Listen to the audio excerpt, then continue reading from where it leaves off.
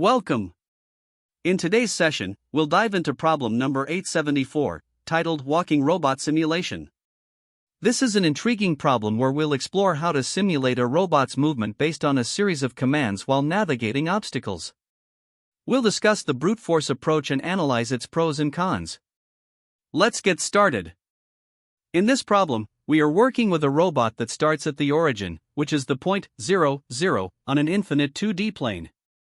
The robot can move based on a series of commands provided in an array, and there may be obstacles placed on the plane that the robot needs to avoid. The task is to calculate the maximum Euclidean distance squared that the robot can achieve from the origin after executing all the commands. The robot follows specific rules for movement. If the command is -2, it turns 90 degrees to the left. If the command is -1, it turns 90 degrees to the right. Positive integers in the commands array indicate the number of steps the robot moves forward in its current direction. The robot can face one of four directions: north, east, south, or west, which are defined by coordinate changes. North corresponds to 0, 1, east to 1, 0, south to 0, -1, and west to -1, 0. When moving forward, if the robot encounters an obstacle at a specific point, it stops moving immediately before reaching that obstacle, effectively skipping the rest of the steps for that command. Now, let's take a closer look at the input and output for the problem. The input includes two main components. First, there is the commands array, which is a list of integers representing the sequence of movement instructions for the robot. The length of this array can range from 1 to 10,000. Second, we have the obstacles list, where each obstacle is represented as a pair of coordinates, x, y. The number of obstacles can also range from 0 to 10,000. The goal is to calculate the maximum Euclidean distance squared from the origin after the robot executes all the commands. For example, in the first example, the input consists of commands equals 4, -1, 3, and obstacles equals.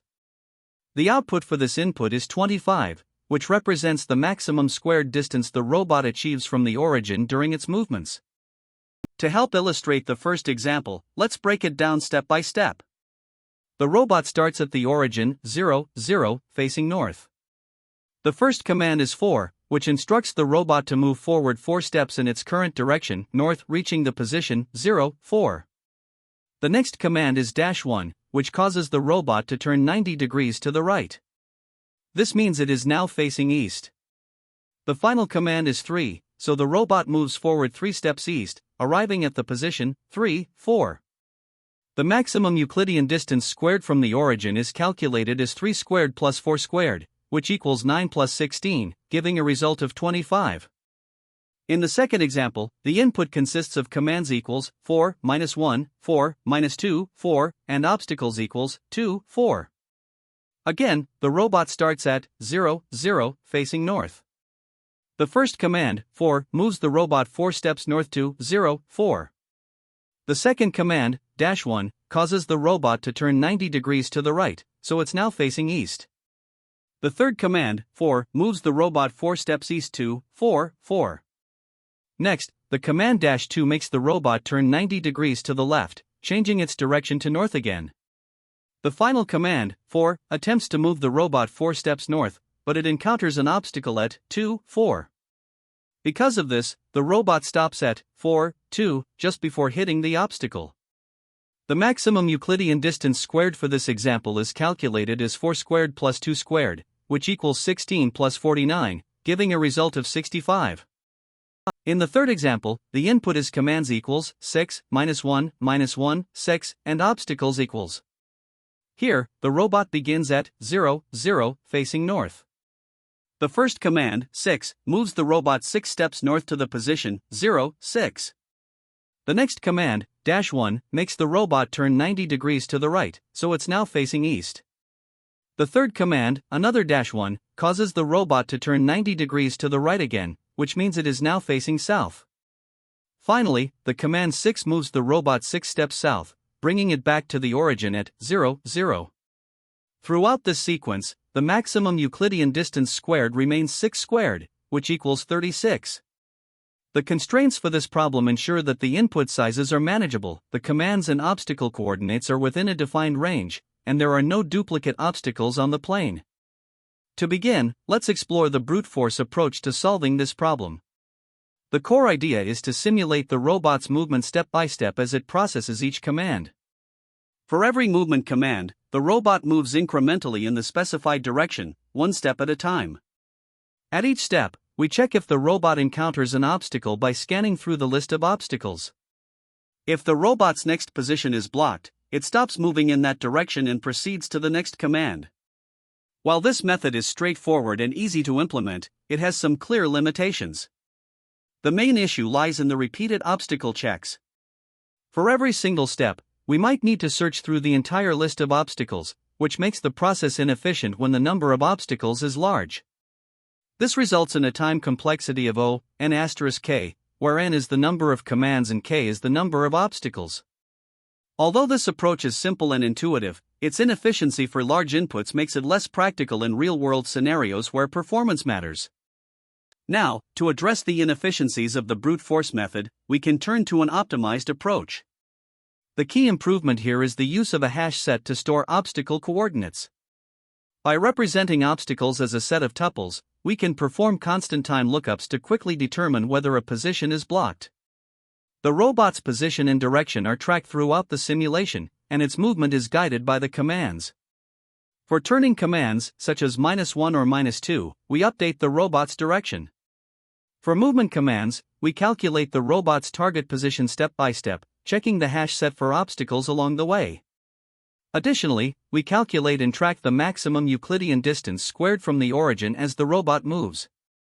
This optimized approach leverages the predictable nature of the robot's cardinal direction movements, north, east, south, and west, by using direction vectors. These vectors make it easier to update the robot's direction during turns.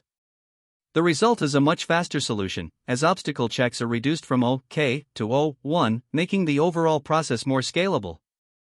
Let's analyze the time complexity of the optimized approach. Processing the commands takes n, where n is the number of commands, since we handle each command exactly once. Obstacle checks, thanks to the hash set, take only O1 per step. Combining these, the total time complexity becomes n plus k, where k is the number of obstacles. This is a significant improvement over the brute force method's n*k complexity. The trade-offs of this approach are also worth noting. On the positive side, it is both efficient and scalable, even for large inputs. However, implementing the hash set and managing direction vectors adds some complexity to the code. Despite this, the benefits of faster runtime and better scalability outweigh the slight increase in implementation complexity, making this approach a strong candidate for solving the problem. We ultimately chose the optimized approach as our strategy due to its superior efficiency and scalability. By combining a hash set for obstacle lookups with vector-based direction management, this method achieves a balance between performance and complexity. The brute force approach, while easy to understand, is far too slow for large inputs due to its n*k complexity. The key insight that led to this decision was the realization that pre-processing obstacles into a hash set allows for constant-time lookups, fundamentally transforming how efficiently we can check for blocked paths. Managing directions with vectors further simplifies the robot's movement logic, especially when it comes to handling turns. While the optimized approach is slightly more complex to implement, its drastic improvement in runtime performance makes it the clear choice for this problem, especially in scenarios with a high volume of commands or obstacles. In conclusion, the optimized approach offers the best balance between computational efficiency and implementation complexity, making it the preferred solution to the walking robot simulation problem. By leveraging a hash set for constant-time obstacle lookups and using direction vectors to track the robot's movement, we can handle large inputs efficiently.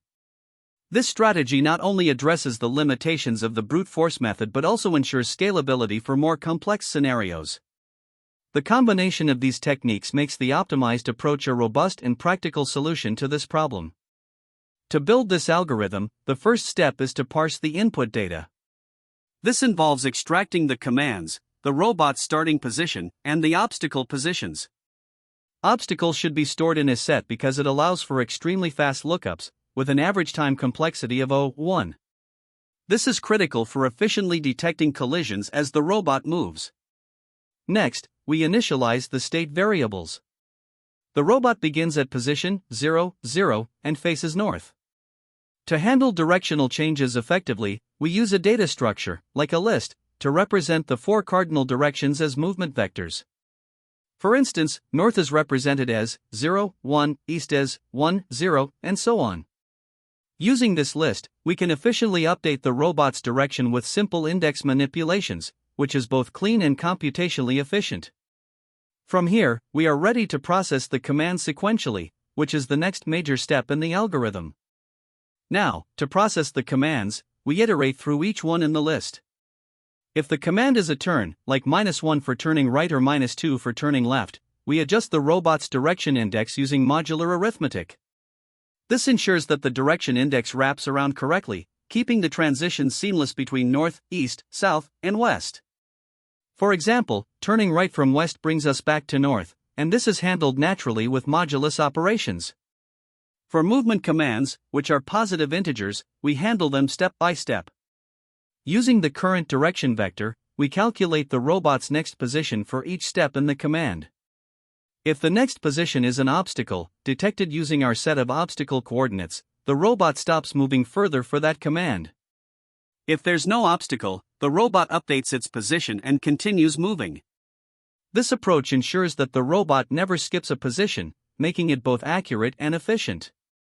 After processing each movement command, we calculate the robot's distance from the origin. This is done by squaring the x and y coordinates and summing them, which gives us the square of the distance. We then compare this value with the current maximum distance and update the max_distance variable if the new distance is greater. Once all commands are processed, the algorithm returns the max_distance as the result. This distance calculation is efficient because it is only performed once per command, minimizing redundant computations. There are a few key insights here. Using a set for obstacles ensures fast collision checks, cyclic indexing simplifies direction handling, and step-by-step movement ensures accuracy when navigating around obstacles. Additionally, calculating the maximum distance at the end of each command optimizes the process further by avoiding unnecessary intermediate steps. The choice of data structures plays a crucial role in the efficiency of this algorithm. Obstacles are stored as a set of tuples because it provides constant time average complexity for membership checks, which is essential when detecting collisions. Directions are represented as a list of vectors, allowing for efficient cyclic indexing with modular arithmetic. This makes it easy to handle turning commands. State variables like the robot's position, x, y, the current facing direction, and max_distance are used to track the robot's progress throughout the simulation. Handling edge cases is equally important. For example, if the robot starts on an obstacle, it must stop immediately. Similarly, an empty command list or a sequence of only turn commands must be processed correctly without causing errors. These considerations ensure the algorithm is robust and can handle real-world scenarios effectively. Edge cases also include situations like encountering an obstacle on the very first step or handling extremely large inputs, such as thousands of commands or obstacles. Negative coordinates are another consideration, as the robot may move into all 4 quadrants of the coordinate plane. The algorithm must ensure all calculations work seamlessly across these scenarios. When analyzing complexity, the time required to process commands is O(n), where n is the number of commands. Each movement step involves an O(1) obstacle check, so the total time depends on the number of steps in the commands, making it O(n plus m), where m is the total movement steps. Space complexity is O(k), where k is the number of obstacles stored in the set. The direction list and other variables use constant space, ensuring the algorithm remains efficient even with large inputs. Here, we begin the Python implementation by defining the robotSim method, which takes in 2 parameters, the list of commands and the list of obstacles. The robot moves in a 2D grid, and to handle its movement, we define direction vectors for north, east, south, and west. These vectors represent the changes in x and y coordinates for each direction. For example, moving north increases the y coordinate while keeping the x coordinate the same. Next, we convert the list of obstacles into a set. This allows us to perform O(1) lookups, which is crucial for efficient collision detection as the robot navigates the grid. We initialize the robot's starting position at coordinates 0, 0, and set its initial direction to north, which corresponds to the first index of the direction vectors. Additionally, we define a variable max_distance to track the farthest squared Euclidean distance the robot reaches from the origin. We then loop through the commands to simulate the robot's movement. If the command is -2, the robot turns left, which involves decrementing the direction index and using modulo 4 to ensure it loops back to the correct direction. Similarly, a command of -1 makes the robot turn right by incrementing the direction index. For any positive command, the robot moves forward a specified number of steps based on its current direction vector. To handle forward movement for a positive command, we calculate the robot's next position by adding the respective direction vector to its current coordinates. If this next position is an obstacle, we halt the movement in that direction to avoid a collision. Otherwise, we update the robot's position to the new coordinates. After processing the movement, we calculate the squared Euclidean distance of the robot's current position from the origin using the formula x² plus y². This squared distance is compared with the current max_distance, and we update max_distance if the new distance is larger. Once all commands are processed, the method returns the maximum squared distance achieved during the robot's simulation. This completes the implementation, ensuring the robot navigates the grid efficiently while adhering to the constraints of obstacles and commands. Here, we start by importing the necessary Java utilities and defining our solution class. The method robotSim takes two inputs, an array of commands and a 2D array of obstacles. To handle movement, we define a 2D array called directions, where each row represents the change in x and y coordinates for moving north, east, south, or west. This allows us to easily determine the direction of movement using an index. Next, we convert the obstacles into a set of strings for constant time lookups. Each obstacle's coordinates are stored in the format x, y, which makes it simple to check if a position is blocked. We then initialize variables to track the robot's current position, facing direction, and the maximum distance squared it achieves. The loop iterates through each command. If the command is -2, the robot turns left by adjusting the direction index counterclockwise using modular arithmetic. Similarly, if the command is -1, the robot turns right by incrementing the direction index clockwise. For all other commands, the robot moves forward by the specified number of steps. At this stage, we calculate the movement using the current direction vector. To execute the forward movement, we use a loop that iterates for the given number of steps in the command. Inside the loop, the next position is calculated by adding the direction vector components to the current x and y coordinates. Before updating the position, we check if the next coordinates exist in the obstacle set. If an obstacle is encountered, the robot stops moving further in that direction. Otherwise, the robot's position is updated to the new coordinates. After completing the movement for the command, we calculate the squared distance of the robot from the origin using the formula x² plus y². This distance is compared with the maximum distance recorded so far, and we update the maximum distance if the new value is larger. Once all commands have been executed, the method returns the maximum squared distance as the result. This implementation efficiently handles obstacles and movement, ensuring the robot navigates the grid as specified. In this example, we start with the robot at position 0, 0, facing north. The direction is represented by 0, 1 in our directions array, where north corresponds to the first index. Since there are no obstacles, the obstacle set remains empty. As we process the first command, which is 4, the robot moves forward step by step in the north direction. For each step, the y-coordinate increases by 1 while the x-coordinate remains the same. After completing 4 steps, the robot reaches position 0, 4. At this point, we calculate the maximum distance squared from the origin, which is 0 superscript 2 plus 4 superscript 2, giving us 16. This becomes our current max_distance. Next, the robot processes the command -1, which instructs it to turn right. Using modulo arithmetic, we update the direction index to 1, which corresponds to east, represented by 1, 0. The robot then processes the next command, which is to move forward by 3 steps. Facing east, the robot increases the x-coordinate by 1 at each step, while the y-coordinate remains unchanged. After 3 steps, the robot reaches position 3, 4. The maximum distance squared is recalculated as max 16, 3 superscript 2 plus 4 superscript 2, which equals 25. At this point, the robot has completed all commands, and the output for this example is 25. In this example, the robot starts at position 0, 0, facing north again. This time, there is an obstacle at position 2, 4, which is stored in the obstacle set for quick lookups. The first command instructs the robot to move forward 4 steps in the north direction. The robot moves step by step, increasing the y-coordinate by 1 with each step. Since there are no obstacles in the path, the robot successfully reaches position 0, 4. The maximum distance squared is updated to 0 superscript 2 plus 4 superscript 2, which is 16. Next, the robot processes the command -1, which makes it turn right. The direction index is updated to 1, meaning the robot now faces east. The subsequent command tells the robot to move forward 4 steps. As it moves east, the x-coordinate increases by 1 with each step.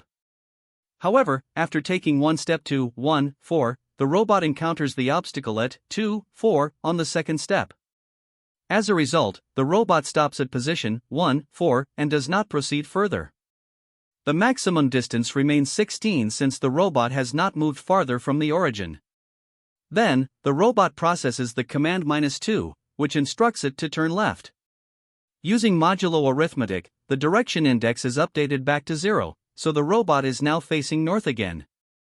After turning north, the robot processes the final command, which is to move forward 4 steps. Moving step by step, the robot increases the y-coordinate by 1 with each step while keeping the x-coordinate constant. It moves from 1, 4 to 1, 5, then 1, 6, 1, 7, and finally stops at 1, 8. The maximum distance squared is recalculated as max 16, 1 superscript 2 plus 8 superscript 2, which equals 65. This becomes the final output for this example since the robot has completed all commands. In this example, the commands involve only turning without any forward movement. The robot starts at position 0, 0, facing north.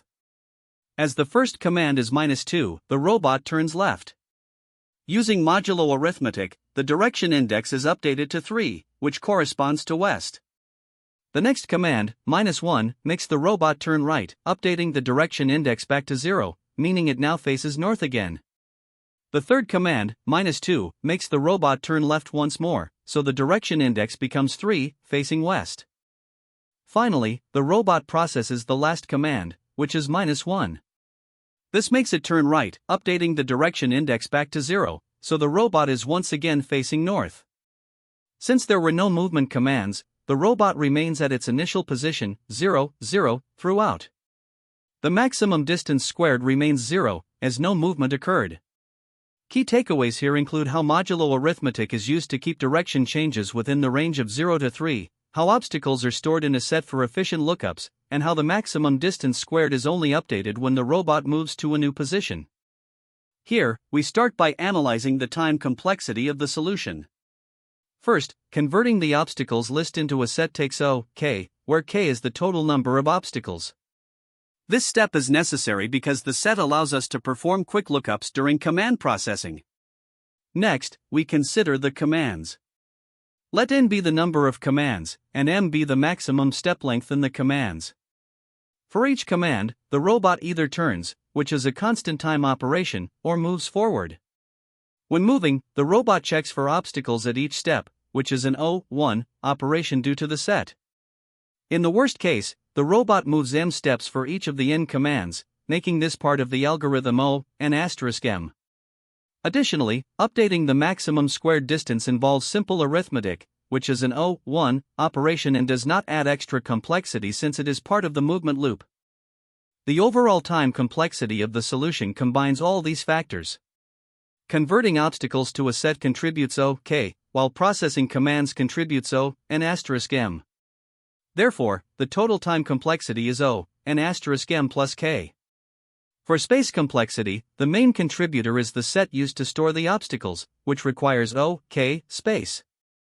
Other variables, such as those used for directions, coordinates, and tracking the maximum distance, require constant space, or O(1). Thus, the final space complexity is O(k), dominated by the storage of obstacles. Now, let's look at the best, average, and worst-case scenarios. In the best case, there are no obstacles, meaning k equals 0. Here, the robot processes all commands without any interruptions, resulting in a time complexity of O(n*m). In the average case, the robot encounters some obstacles. These obstacles reduce the number of steps executed for certain commands, leading to an effective time complexity of O(n*m plus O(k), where m is the average number of steps executed per command. Finally, in the worst case, the robot does not encounter any obstacles at all during movement, allowing it to take the maximum m steps for every command. This results in the maximum time complexity of O(n*m plus k. To better understand the efficiency of this solution, let's compare it to a naive approach. In a naive approach, obstacles would be stored in a list, and checking for collisions would involve a linear search. This means every position check would take O(k) time. Combined with processing commands, this would result in a time complexity of O(n*m*k), which is significantly less efficient. However, in our optimized approach, obstacles are stored in a set, reducing the position check to O(1). This improvement brings the overall time complexity down to O(n*m plus k), a major performance gain. Finally, let's summarize the mathematical justification behind the optimized time complexity of O(n*m plus k. Here, O(k) accounts for pre-processing obstacles into a set, while O(n*m comes from processing commands. Each step of a command involves constant time operations, such as obstacle checks and position updates, which keeps this term efficient. For space complexity, O(k) arises from storing obstacles in the set, which dominates the constant space used for other variables. Overall, this analysis demonstrates that the solution is both efficient and scalable, especially when compared to a brute force approach in scenarios with large inputs. When tackling robot simulation problems, there are several common mistakes to watch out for. First, incorrect boundary checks can cause issues, especially if the robot moves out of bounds on a constrained grid. Always ensure your logic accounts for edge cases to avoid runtime errors. Next, repeated calculations can unnecessarily inflate the time complexity of your solution. For example, recalculating the same position or direction multiple times can be avoided by using caching or memoization. Additionally, direction changes can be a tricky part of these problems. Misinterpreting how the robot turns, or incorrectly indexing into a direction array, may lead to an inaccurate final position. Another critical consideration is infinite loops. If the robot's movement creates a cycle, failing to detect this can result in non-terminating solutions. Using techniques like visited state tracking or hash sets can mitigate this risk. Lastly, overcomplicating your approach can lead to inefficiencies. For instance, using a full grid matrix when simple coordinate tracking suffices adds unnecessary complexity. Focus on clear and minimal logic to streamline your solution. Now, let's consider insights specific to interviews. Recognizing patterns is key when working on robot movement problems. Many of these involve cycles, grid traversal, or direction simulation, and identifying cyclic behavior early can help you optimize your solution. It's also important to weigh trade-offs between approaches. While brute force methods may work for small inputs, optimized techniques like mathematical shortcuts or cycle detection using hash maps are essential for handling larger cases efficiently. During an interview, always clarify the problem's assumptions. For example, does the grid have boundaries? Can commands repeat indefinitely? Can the robot revisit the same position? These details shape your approach. Additionally, be prepared to discuss time complexity. A brute force solution might have a complexity like O(n²), but optimized approaches could bring it down to O(n). Reducing redundant computations is often a key part of the discussion. To build further intuition, consider exploring related problems. For instance, LeetCode 1041 involves determining if a robot remains in a bounded circle, while LeetCode 980 focuses on grid traversal with constraints. These problems can help you develop a broader understanding of similar scenarios. There are also alternative approaches that can simplify or optimize robot simulation problems. One option is optimized simulation, where instead of simulating every single step, you calculate the net effect of commands by grouping movements. This is particularly effective when commands repeat or involve large numbers of steps. However, this approach may lose granularity in certain scenarios. Another strategy is cycle detection. For problems where movements repeat, identifying cycles early using hash sets or mathematical properties can save significant computation time. This method does require extra space to track visited states, so it's important to balance this trade-off. Matrix representation is also useful, especially for grid-based problems. Using BFS or DFS within a matrix framework allows you to handle traversal systematically. However, representing the entire grid can add spatial complexity, so it's best suited to problems that demand it. Finally, vector math is a powerful way to simplify position and direction updates. By treating movements as vector additions, you can avoid manual indexing and make your calculations more intuitive. While it requires familiarity with vector-based techniques, it often leads to cleaner and more efficient code. Great job! We've covered problem number 874. Walking robot simulation, and explored the brute force approach to solving it. Remember, this problem highlights the importance of simulation techniques and how to handle constraints like obstacles. Keep practicing, and be sure to subscribe for more problem-solving tutorials. Thanks for watching. That's the end of this tutorial. I hope you found this explanation helpful for understanding the solution to this LeetCode problem. If you enjoyed this content, please consider subscribing to the channel for more coding tutorials and solutions. Feel free to leave a like if this video helped you, and don't hesitate to comment with any questions you might have. Thanks for watching, and happy coding!